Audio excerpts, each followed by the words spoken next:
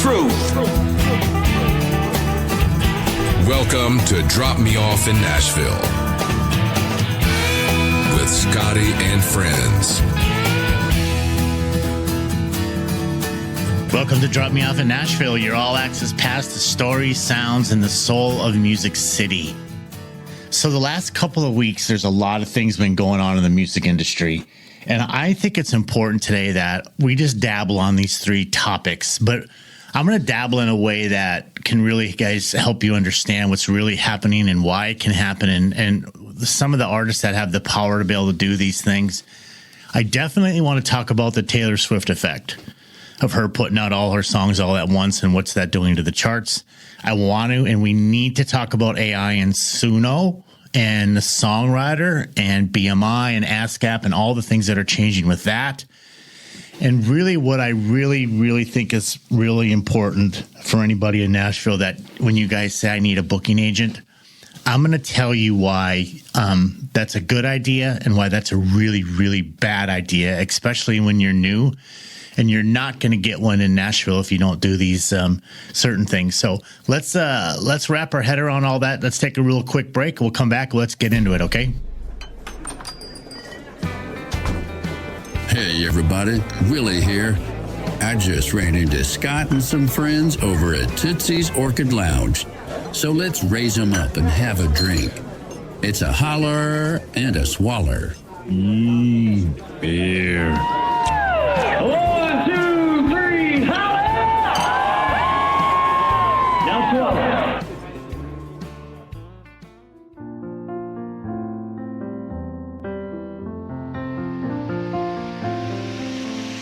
When music feels real, you don't just hear it, you feel it.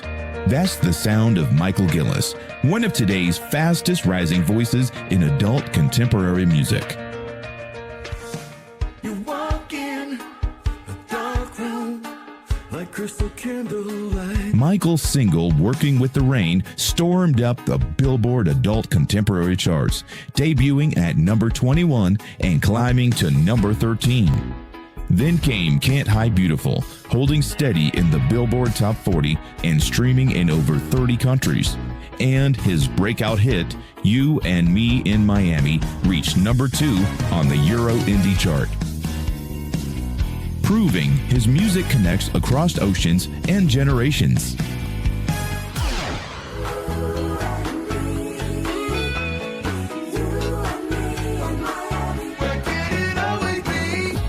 With heartfelt lyrics and that unmistakable voice, Michael Gillis is redefining modern pop country crossover. Authentic, soulful, and radio ready. Stream Michael Gillis on Spotify, Apple Music, and everywhere you listen. And follow at Michael Gillis Music on all socials. Because when the voice is this honest, you just can't hide beautiful. All right, so you guys all know I have an artist. You just heard him, not Taylor Swift. I wish I had Taylor Swift was one of my artists. Michael Gillis, and he is on the Billboard charts. And we felt the Taylor Swift effect. Now listen, guys, this girl can do whatever, woman can do whatever she wants. She's extremely successful, has a huge fan base. She has every right to put music out how she feels she wants to. But what happens in the industry, quote unquote, is she takes up the charts. And now, are all of her songs going to be charted? I don't know. But is she going to get away with it? Yes, because she can, and she did. But first off, let's be honest. When Taylor Swift releases music, the entire world tunes in, right? Everybody goes, holy moly, what is this girl going to say? She's figured out how to grab our attention. She writes songs that grab people's attention. It's a global thing. I mean, everybody's going, we can't wait to hear this thing. So suddenly people are talking about music again. They're talking about all of her things that she's putting out. They're jumping on playlists. They're reading lyrics. They're buying vinyl. They're doing everything they can to learn what Taylor Swift just did. I mean, it's like a phenomenon when she comes out here. But the attention, it doesn't stop with her, right? All the algorithms on Spotify and Apple Music and Amazon, they start feeding fans related songs. So if you're an artist in the same lane, country pop, Americana, singer-songwriter, you might notice your streams tick up. They call that the halo effect because Taylor's presence draws eyes, charts to what's out there, to what's playing, right? Makes sense. So radio stations are also getting re-energized. Advertisers start leaning in. The money starts coming in better. This is all this Taylor Swift effect. Program directors feel the buzz and start taking meetings again. They're trying to find out the next breakout song, or if there's going to be multiple breakout songs. How is that going to go against other artists that are putting music out? So what Taylor did was for her legacy, for her music. Don't get mad at me. I think it was pretty smart on her end, because why not? She's earned it, right? She fought the fight. She listened to the haters, but she rose above that and she came out on top. And it doesn't matter if, we like or don't like her music. That I think that's completely irrelevant. What I do think is important is that people gravitate to her for some reason that they just adore and love her. I remember when she first started out, she actually did this to me because I didn't believe it was true, unless her people were doing it, but it just didn't feel like it was that. She was on Instagram or something, and I sent her a note and just said, "Hey, Taylor, my daughter loves your music. Pretty cool." And she wrote back, "Thanks a lot, means a lot." And she put capital T, capital S. So was that from her? I don't know. But it was kind of cool way back then. And this girl, the storm that she dealt with, people are saying she can't sing, she can't write, she's this, she's that. But she engaged with the fans from the beginning. When social media came out, Taylor was everywhere. Before social media, Garth was like the expert at that. He would be able to connect with everybody on a different level. And social media came, she connected with everybody on a different level, and she connected with him on social media. So the fans or the people really felt close to her. But when you are managing an artist, or you have program directors, and all of a sudden you're getting the need to play 5 or 6 Taylor Swift songs off the new album, that pushes the other artists' music to the side, right? And then you can complain about it. You could say that wasn't fair, all of that, but it doesn't matter. Don't panic. I mean, all this is going to turn. The songs that are going to go are going to go. And this is all going to get back to normal again. And if Taylor does it again, she does it again. And there's nothing that we can do about it except honestly say, congratulations. All these different artists are leaving their legacy somehow. And maybe this is one of the things that she's doing. So I'm kind of proud of her, honestly, for doing what she's doing. Business wise, yes, of course, it kind of stinks, but you're never going to have everything you want. So congratulations, Taylor, on this new record that you put out. Congratulations on trying to, and probably are going to, make a huge effect. And you're probably going to open doors and show things can be done a different way. So hats off to you on that. Let's talk about booking agents. Okay. So when I was in Nashville, full time, and I was always dealing with people, and I would hear constantly, I got to get an agent. I need to book an agent. I need somebody that's going to, book my shows for me. In Nashville, that's not going to happen. Agents, they're in this music business for the business, right? You have to show consistent live experiences, like 2 years of regular live shows, touring, or steady regional gigging. You have to have ticketed shows, around 25 ticketed shows with solid ticketing data, not just festivals. Agents want to see that you can move tickets. You have to prove a draw, like 75% capacity or higher at venues. Agents prefer artists who can reliably fill venues, typically mid-tier, providing grounds and club theaters that are 2,500 or 3,000 capacity range. You have to be able to sell those out and again, prove it with data. Documentation, box office, settlement sheets, ticketing reports, merchandise sales reports, rider venue deals, and 2 years of income statements showing venues, agents, paperwork. That's That's when they might go, we might take a meeting. When you could prove what you've done. And if you get the meeting, they're going to ask for a one sheet, a bio, like everything, one or two press blurbs that somebody wrote about you, how great your show was, some stats, some monthly listeners, top markets that you played in, contact, one or two short videos, one live performance, like 30, 60-second clip, nothing big, one promo video, mobile shot. Just, they're going to need stuff that business people need to make a decision on whether they're going to work with you or not, because let's face it, they have to then sell your product. Easier to do in Minnesota, in Wisconsin, North Dakota, Iowa, Michigan, get a local booking agent. You're going to have to probably not jump through all those hoops. But in a town like LA or Chicago or New York, or definitely Nashville, you're not going to walk into William Morris Agency and they're going to, just automatically book your bands. Hey, Mark, are you available by chance? I'm right here. Did you ever play in a band and you guys had an agent? I did play in a band, and I did not have an agent, but I played in a duo for years out on the beach in different places. And we did have an agent for a while, and, we used them. We got bookings without them and some with them. So the thing about it is I've been reading a lot, like they're saying, why give away 10 to 15%? Yeah. Because if you go in and you do a good job, that club's going to hire you back without that agent anyway, right? Yeah, exactly. And what I did find out in the area that I was playing in the Gulf Beach area, that there were some agents that kind of had a monopoly on a lot of the places. So you kind of had to go through them if you wanted to get into certain places. Hey, I ran a bar in Minnesota. It was called Max Bar and Grill. And we started, and I did all these 10 parties outside, and then these agencies would come in and, they'd try to sell you a box of rocks, and they wanted to be exclusive, blah, blah, blah, blah. And the thing about it was, that's exactly what happened to me. That's how they did it. They're like, no, you just use us. You don't worry about it. You call us. We'll bring you the best talent. But what they did do is they jacked the prices up. Yep. That's what they did.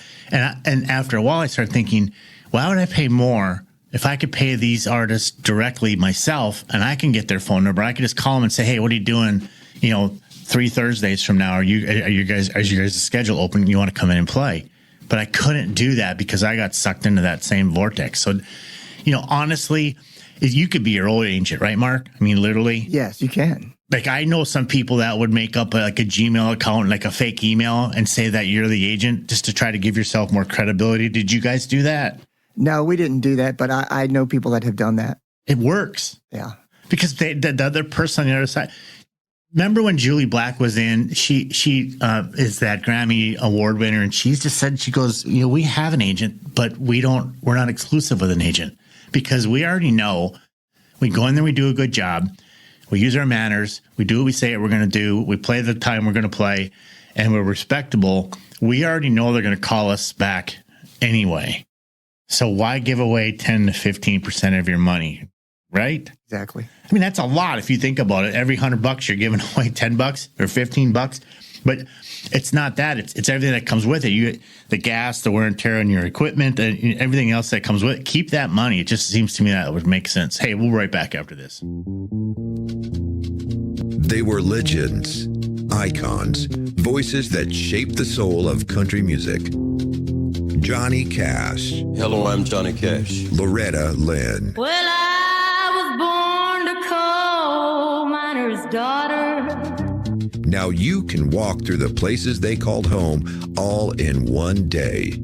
Just outside of Nashville, explore Hideaway Farm, the private cabin retreat where Johnny Cash found peace, prayed, and played for friends. See his personal cars, memorabilia, and the home that held his heart. Then, just a scenic drive away, step into the story of Loretta Lynn at her historic ranch in Hurricane Mills. Tour her beautiful home, visit her museum, and stand in the footsteps of country royalty. 2 American legends, 2 unforgettable homes, 1 epic day trip just outside of Nashville. Book your tours now and experience country music history up close and personal.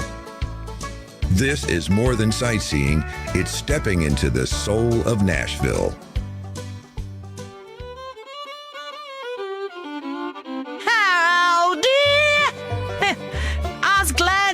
here, though. There's these fellas running all over Nashville causing a ruckus. I think their names is Scott and his hooligan friends. They're kind of cute, though. Hey guys, so we're back. So like I was saying, if you're in Nashville, you don't need an agent. Don't even ask for one. When you get a major record deal, your label will take care of all that for you anyway. Just go down there and play. Go do a good job for the bar owners and get yourself a good gig. Stay in there. You heard my interviews with Scott Collier. I mean, he is in charge of multiple venues, from Florida to Tennessee, to the airport, to downtown Broadway. And they look for certain things. And, you just have to do what's right. And you won't need an agent because a lot of those people down there are making six figures and going home every night, or like he told you, buying tour buses. And, because of their performances inside of those clubs, they get to tour Europe, and they get to go to LA, and they get to go on a tour. They get to go open for Kid Rock. And there's all these opportunities that are right down in Broadway, but you have to rise above the rest. And that's really important. So agent locally, regionally, or you come to Nashville, you learn a bunch of junk, and you travel back to Minnesota, and you settle back in again. Maybe go get an agent then, but be in charge of that agency. Don't sign exclusive. Make sure that you can do it either way, how you want to run it. And then as soon as you get your name back out in that city or in that state of Minnesota, that you're not going to need an agent after a year anymore, because when you go in there, they're going to knock their socks off because you played Broadway. You understand how the music industry works. So you guys, we have a major problem in the music industry right now. And BMI and ASCAP are getting involved. Canada, SOCAN is getting involved. It's this thing called AI. Suno, songwriter rights, and the new Nashville reality. Okay. There's no fighting AI in Suno. They're tools, but you can't use them exclusively. You can't go to AI and write a song without any kind of input. You just kind of say, hey, write me a song about flowers. And then it writes you a song about flowers. And then you pop it in Suno, then it comes out, and then you pitch that. You can do it, but you're not going to get paid. Everything has to be human. It has to be humanized. BMI and ASCAP are going to be checking for this stuff as of just a couple of days ago. They're changing a bunch. It was actually October 28th is when it happened. They now accept songs that are partially AI generated as long as there's a human author involved. That's huge. Up until now, the industry wasn't sure what to do with AI-assisted music. Here's the key phrase: human authorship must be a creative foundation. In plain English, if you write the lyrics, create the melody, or direct the composition, and maybe you used a tool like Suno to fill in the sound, that's fine. You're still the songwriter. But if you hit the button and let the computer write the entire thing, that's not songwriting. That's data generation. And BMI, ASCAP, and the U.S. copyright agencies all agree AI can't hold copyright. AI can't own your work. AI can't collect royalties. AI can't get publishing splits and deals. So it's time to stop wondering if AI is going to replace songwriters. No, it's a tool. The magic still comes from the human heart, right? So now, if you haven't tried it, Suno is one of these new AI music generated tools. You type in a description like, write a country song in G major and about long roads and drinking beer and give me a full demo, instruments, vocal, whole 9 yards. It sounds great, but that's where there's a catch. They have, Suno has what's called a free plan. And so Suno actually owns what you make. You only get non-commercial rights. Okay? The free plan is you only get non-commercial rights. You can't upload it to Spotify. You can't sell it. But you can put it on your TikToks and everything else, and it's going to be completely fine. But there's no money that's going to come in from that. If you upgrade to their Pro or Premier plan, you can use it commercially. You own the output under their license. but that still doesn't mean it's copyrighted protected. Okay. This is a lot. It's confusing. I know, but listen, I have a lot of songwriter friends on my social, and they're trying it, and I have a lot of guys in LA that are working with some of my different producers and engineers, and they're embracing Suno, but they're embracing it as a tool, not as the 100% of what exactly is being done with music. It's a tool. You put your song in there that you wrote on a napkin 5 years ago, and you just couldn't figure it out, but you wrote all the lyrics, and all of a sudden Suno comes back and it says, let's try it this way, and spit something out, and you go, that's kind of neat. Well, now you could take and you can build on that. What it spit out, just build on that. You can't take that now what Suno said and said, hey, here's my song, boy, am I fantastic, and send that in and think that you're going to be able to copyright it, or BMI or ASCAP is going to register it, because it will not happen. It does not work that way. Remember, in the U.S., only humans can create something that's legally copyrighted. Hey, Scotty, I have a question. Yes, sir. How does BMI and ASCAP know that? I mean, is there a code? Does it Suno generate some kind of code that you can hear it? Okay. You can literally you can hear it, and I think they've, at this point with AI, they've probably teamed up with some kind of program that they put it through, and they'll be able to tell immediately whether that was. I was wondering if there was a digital code that they can see or something. What I think is cool is that, honestly, that it's an amazing tool. I've used it before. I've tried it out. I wanted to see what all the hype was all about. Like I said, I have some friends that are trying it out. Some of them absolutely love it because they've been stuck on this stupid song for 10 years or 5 years or 2 weeks. And they're like, I can't seem to find where this thing is going to go.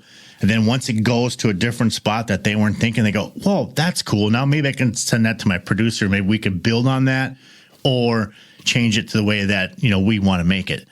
Just remember, human. It has to be human. No matter which way, the vocalist has to be human. The beginning of the songwriting has to be human. The band has to be human. We had this thing called GarageBand out there. Remember GarageBand? I think that's what it was called, Mark. Yeah, where we could put on our instruments and you could do all. It's the same type of thing, but what's happening is non-songwriters, they can't tell the difference. They think now that they're an incredible songwriter because AI made them something. Well, it does not work that way. So literally, if you're a writer, you write your song. You get your help from Suno. If you're on the pro or the premium portion of that, you get to use those, but then you have to make it human. You take it into a studio with a live band. You say, now, this is kind of what I had a layout as, but it's not nothing I really wanted to done, but there's just some parts in here that I think are cool. Let's build a music around this, and then you create your stuff. But you have to, so here's where the line gets drawn, okay?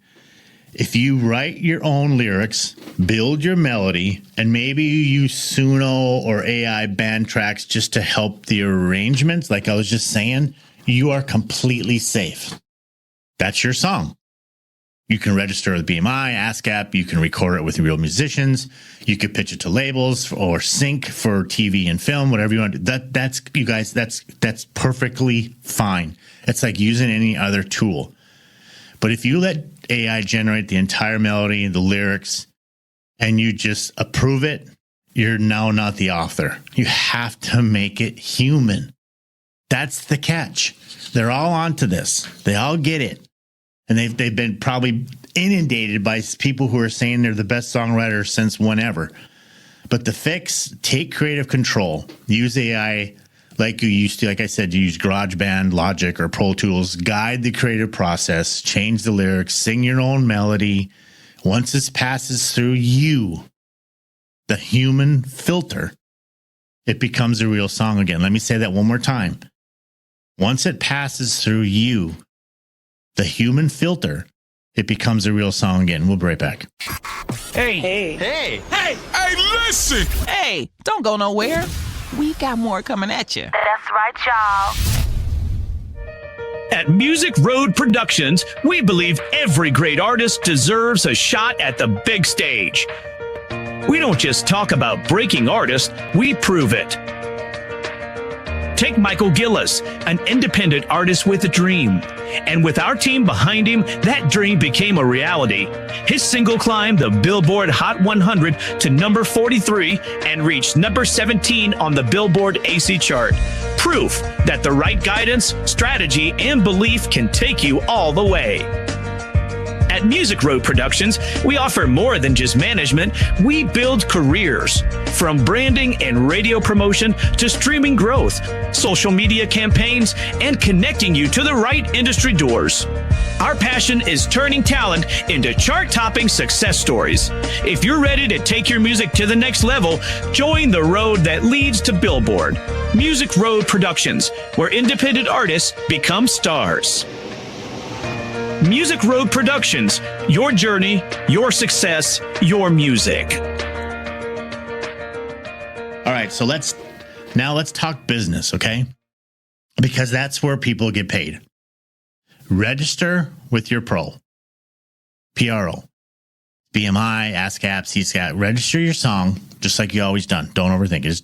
But do it. You guys do it. Don't conjure up stuff in your head and think I could poor man mail it to myself and I'll never open it, and just take the steps. It's hard the first time. Everything it's a little scary. Just do it. Document your authorship. Keep your lyric sheet, your voice memos, your Suno project file. If there's ever a question, you can prove that you are the creative source. Makes complete sense, right? Use real musicians. Even if you start with an AI track, having live players on your final master adds originality, and no one can challenge your ownership of that performance. I've said that 1,000,000 times over. Human. Also, I'm going to tell you this one more time. Use real musicians. Even if you start with an AI track, having live players on your final master adds originality, and no one can challenge your ownership of that performance. Number 4, understand your license. If you use Suno or any AI program, Mark, you said you use another program, right? Yeah, I've used Udio. It's called Udio, UDIO, and it's pretty much the same as Suno. And I noticed that I use 11 Labs sometimes AI for voiceover stuff, and they've just introduced a similar kind of thing. It's not going away, Mark. Yeah. It's not going anywhere. I remember when Google came out, everybody was frightened. And as a music manager, I'm going to say this, and some of you music managers out there, lawyers might go, Scotty. But listen, the tool's not going away. No, in fact, Scotty, most of the DAWs, the recording software that are out, Pro Tools and Logic and Pro and everything else, they're building it into their software, as well as a lot of the plugins that are used by producers. Even stuff like EQ, equalizing, where you can go on there and the EQ will analyze your track and it will suggest and make adjustments based on, their AI. Right. So what I thought was going to be weird was going to be like, you remember when there's taxis all over and they charge a lot of money, and then Uber came along. I started to think that same theory was going to happen with guys like you or studio owners. They're going to be like, well, now that there's Suno, nobody needs to come to me anymore. Well, no. You guys just got the biggest pat on the back ever. They have to come to you. Yeah. They cannot not go wrong. They have to call Mark Maynard and say, Mark, I need your help. We need a studio. We need to do this with live musicians. We need to put a live voice on it. This has to go down. That's the way I look at it. You can't stop technology. You can't stop AI. It's here and it's coming, and it's going to take forms and shapes and everything. But the way I look at it is, you just like you're saying, you figure out, you use it as a tool, figure out how it can benefit you and what you do, and put it in your tool chest. Listen, they're doing it with cancer research. They're doing it. AI is doing everything. So why not get in front of it? Exactly. And figure it out and try to have it help you. But if don't try to cheat, you guys. It's because let's just say you get one by, and then 5 years down the road or a year down the road, something else comes up, and now you have a lawsuit, and they're going to say, all those royalties we paid you, sir, I'll see you in court. Don't do that. It's just not going to be worth it. Understand your license, okay? Like Mark was just telling you the program that he used. If you're going to use Suno or any other AI program, make sure you're on the paid plan and read it. Understand what that means and how the free plan, again, is for personal use only. Take your $20 or $30 or $100, whatever that's going to be, and pay them every month if you're going to use this stuff. When you distribute, include accurate writer, publisher, and performance creditors. Don't list AI as your co-writer. It's not a person. And you're going to, oh boy, just don't do that, okay? So you guys, it's confused. And you want to know what else? It's probably going to change again in another month because they're still trying to figure it out because so many people are pissed. Think about some of these songwriters that have been working their craft for years and years and years, and they have these number one songs, and they're so proud of the work that they did. And now all of a sudden, some 20-year-old comes to town and he hits a button and it comes out and spits it out in the song. No disrespect to any songwriter because I think you're all geniuses. It could be better than what you've done after working for 20 years in the business. That pissed me off too. I mean, I completely get it. Now, here's where this is going to get interesting, okay? And it's going to get a little messy, the legal landscape. Right now, several lawsuits are being filed against Suno and Udio for using copyrighted music to train their models without permission. What that means to me is artists and indie labels are saying, you scaped our catalog and built your AI systems off our copyrighted songs. So while you, as a user, might be safe under Suno's terms, the bigger legal picture is still being worked out. Like I said, it's going to change again. They're scared of Suno. They don't know what to do with Suno. They know it's not going away. So legally, they're trying to threaten them with everything I can imagine. I can't imagine being Suno's legal team right now. But the message is here. Stay aware. When AI training issues unlicensed data, it's a copy that's liable. But as creators, we should care because it impacts how our music is used and valued.